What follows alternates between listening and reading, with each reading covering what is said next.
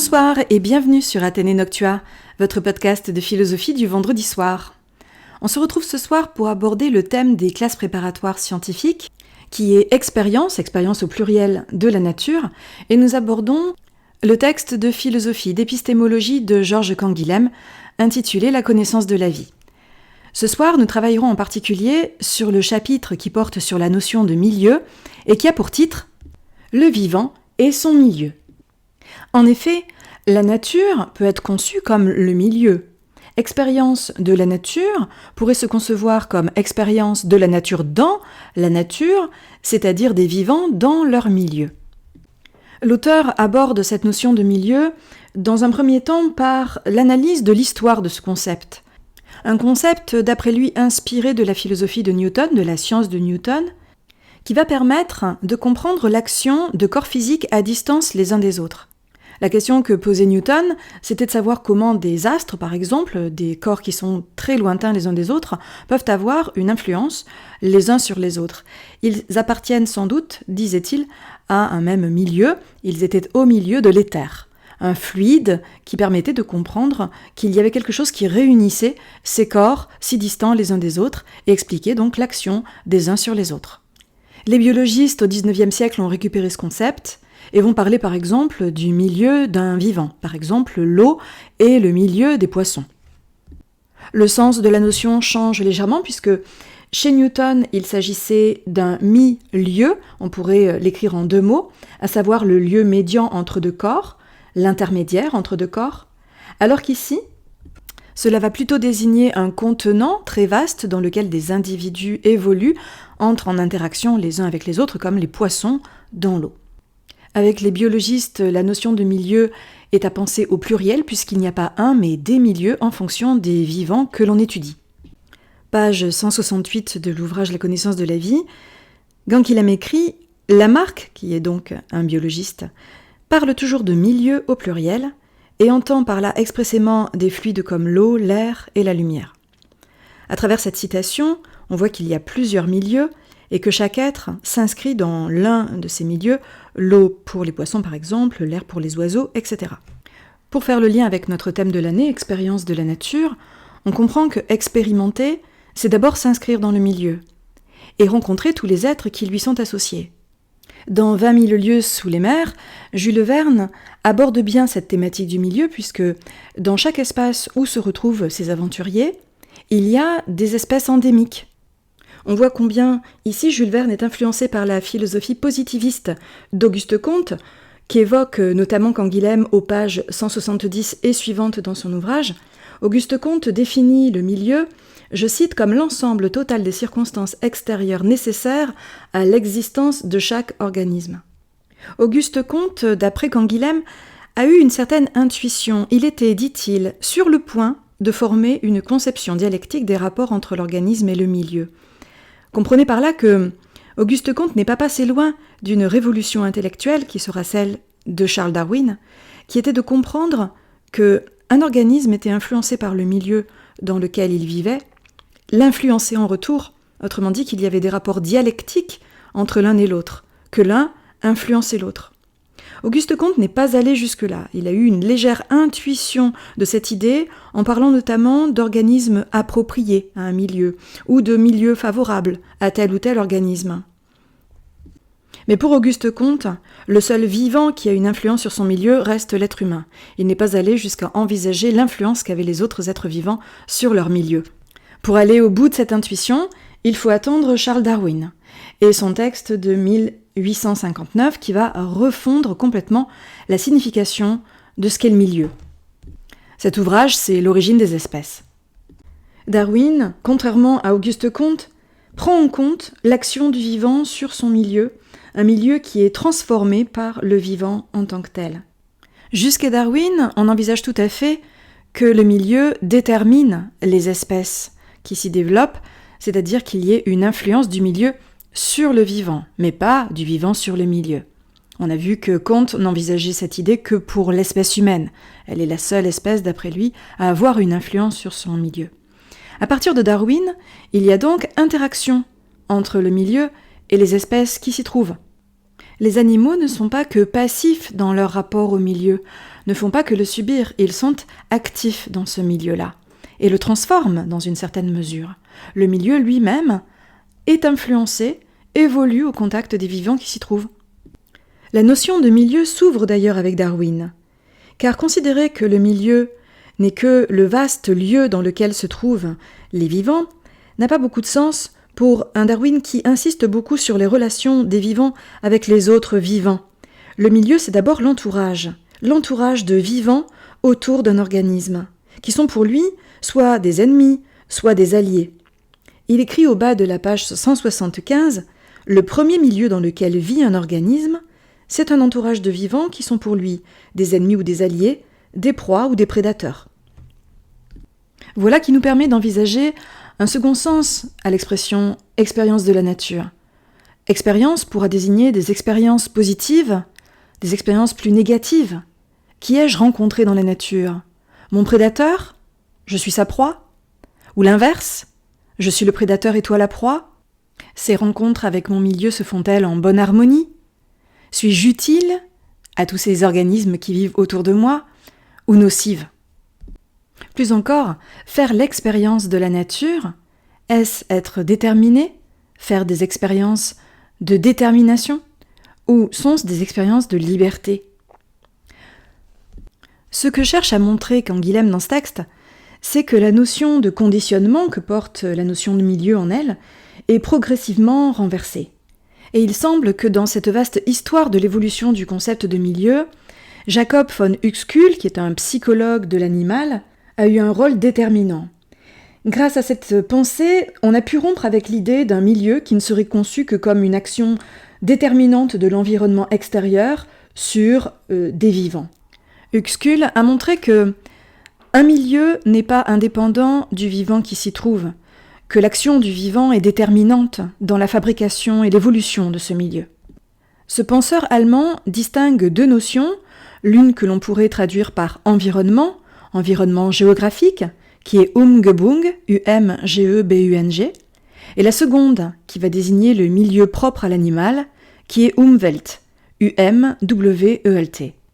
Ces deux notions, d'après von Uexküll, ne doivent pas être confondues, et le poisson dont nous parlions tout à l'heure n'a pas l'eau pour milieu. Son milieu n'est pas l'eau parce que ce qu'est l'eau, c'est son environnement, Umgebung. Son milieu est tout autre chose.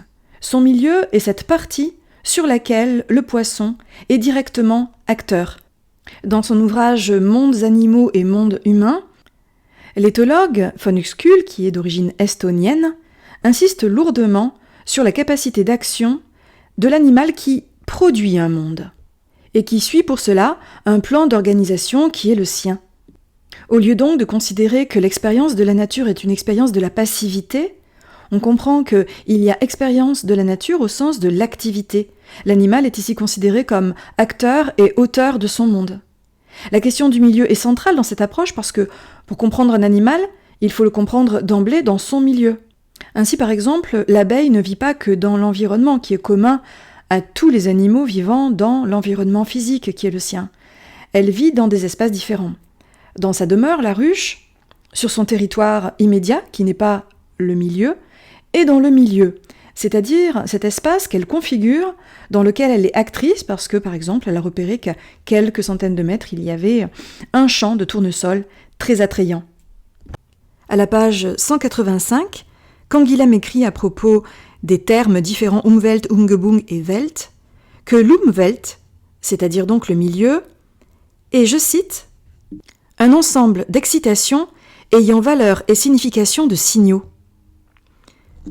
Il reprend l'exemple très célèbre utilisé par Jacob von Uexküll, qui est l'exemple de l'insecte qu'on appelle la tique.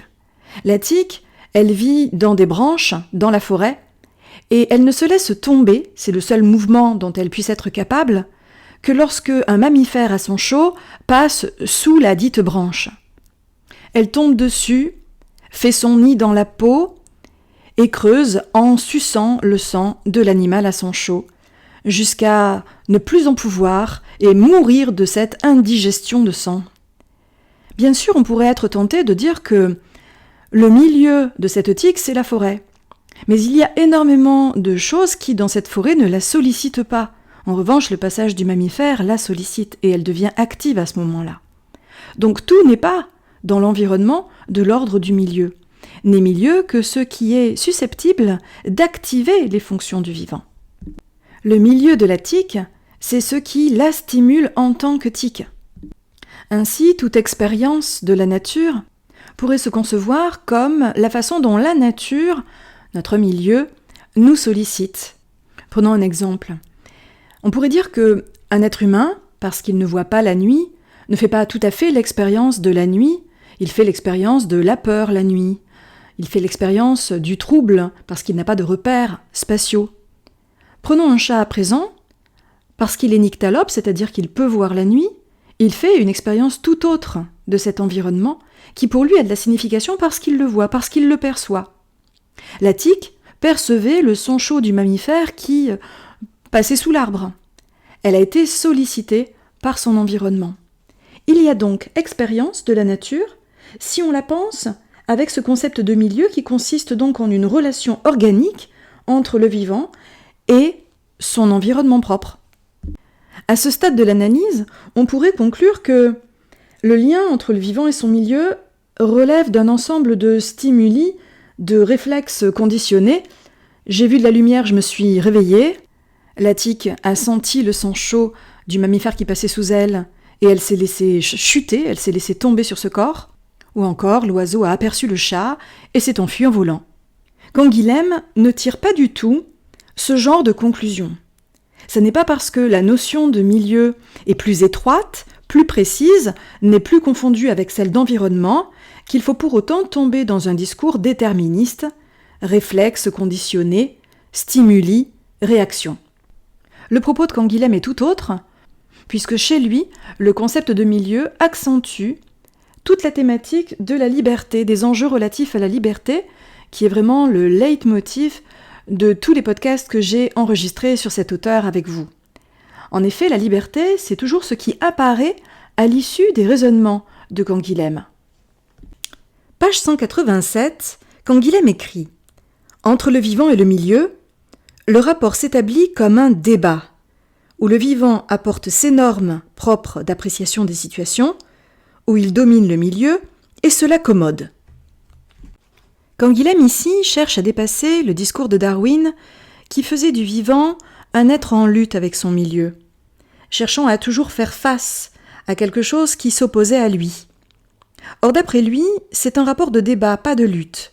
Je le cite encore, « Ce rapport, sous-entendu entre le vivant et le milieu, ce rapport ne consiste pas essentiellement, comme on pourrait le croire, en une lutte, en une opposition. En effet, l'auteur nous dit que lorsque un vivant est en lutte, en opposition, c'est que sa vie est déjà menacée. Or, le rapport du vivant au milieu n'est pas de l'ordre de la lutte, sans quoi la vie du vivant serait toujours menacée, mais un rapport de débat. Qu'est-ce que c'est que ce rapport de débat ? C'est ce qu'il appelle un peu plus bas la vie en souplesse, en flexion. C'est une espèce d'adaptation, de mouvement, un peu comme deux danseurs arriveraient à se comprendre l'un l'autre et à accompagner le mouvement de l'autre. Le vivant, c'est celui qui rayonne. Vivre, écrit l'auteur, page 188, c'est rayonner. C'est organiser le milieu à partir d'un centre de référence. Et ce centre, bien sûr, c'est soi-même. Cela apparaît tout à fait dans le livre Le mur invisible de Marlene Haushofer, où on voit que le personnage rayonne autour de la maison de ses amis, qui est devenue son lieu, son milieu, cet espace qui est le sien, et autour duquel on la voit rayonner, s'adapter, non pas simplement être dans des rapports conflictuels, mais dans des rapports aussi créatifs. Puisque ce milieu, elle le transforme par ses propres activités, notamment agricoles. Le milieu n'est pas simplement ce qui s'oppose, un peu comme le mur invisible dans sa frontalité, il est ce qui se soumet. Je reprends la citation de la page 187, « Entre le vivant et le milieu, le rapport s'établit comme un débat », et l'auteur avait précisé, où le vivant apporte ses normes propres d'appréciation des situations, où il domine le milieu et se l'accommode. Ce rapport qui consiste à dominer son milieu et à se l'accommoder est bien l'expression d'une liberté. Je ne suis pas simplement soumis à mon milieu, je suis capable de me l'approprier, de le rendre pour moi commode. C'est à partir de mon centre que le milieu a du sens, puisque je rayonne, vivre, c'est rayonner, c'est s'approprier cet espace, le faire sien par l'activité qu'on y mène. Ainsi, la notion du programme expérience de la nature prend tout son sens. Oui, il y a bien des expériences en tant qu'activité menée par un sujet qui expérimente. Et parce qu'il expérimente, il transforme aussi le milieu dans lequel il s'insère. Pour achever cette analyse, une conclusion en guise d'ouverture politique, ce que fait l'auteur aux pages 188 et suivantes, puisqu'il aborde la façon dont les travaux du XXe siècle, sur l'hérédité par exemple, ont mis en évidence la portée politique et sociale de cette notion de milieu. Canguilhem évoque l'affaire Lysenko. Trofim Lysenko est un technicien agricole soviétique qui a avancé l'idée que l'hérédité était acquise par l'influence du milieu. Il croit pouvoir modifier la nature humaine par intervention délibérée sur le milieu et croit que le milieu peut engendrer des modifications donc héréditaires. L'expérience de la nature peut être, on le voit, instrumentalisée à des fins de domination. Très éloignée de ce discours est la théorie mendélienne de l'hérédité. Canguilhem ici oppose la science à l'activité pseudo-scientifique de ce technicien agricole qui était Lysenko. À propos de la théorie mendélienne, il écrit ceci au bas de la page 190. La théorie mendélienne de l'hérédité, en justifiant le caractère spontané des mutations, tend à modérer les ambitions humaines, et spécifiquement soviétiques, de domination intégrale de la nature et des possibilités d'altération intentionnelle des espèces vivantes. L'auteur rappelle d'ailleurs que Mendel apparaissait comme un suppôt du capitalisme, d'une culture rétrograde qui empêchait la modernité soviétique de se déployer dans le monde, c'est-à-dire une maîtrise totale de la nature. Expérimenter la nature, faire l'expérience de la nature ou les expériences de la nature, ça n'est pas produire une domination de la nature par l'homme. C'est envisager que le milieu puisse avoir une influence aussi sur l'être humain et limite la capacité infinie d'action des êtres humains, sur leurs congénères, sur les animaux, sur leur environnement, en un sens plus général. Cette analyse s'achève, je vous remercie de l'avoir écoutée, je vous remercie de votre fidélité. Si vous aimez ce travail, n'hésitez pas à le soutenir, à en parler autour de vous, à vous abonner à la chaîne pour ne rien en rater. Je vous dis à très vite pour philosopher un peu à l'heure bleue avec moi.